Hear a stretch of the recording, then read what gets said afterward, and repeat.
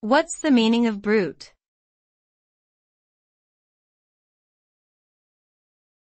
Brut.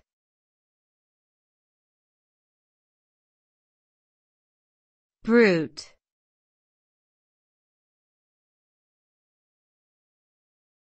Brute.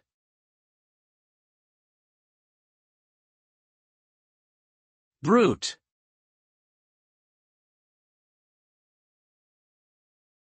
Brute has multiple meanings depending on the context. In the culinary world, it often refers to a dry and unsweetened champagne or sparkling wine. In the context of violence or force, it can refer to actions that are savage, cruel, and lacking in restraint.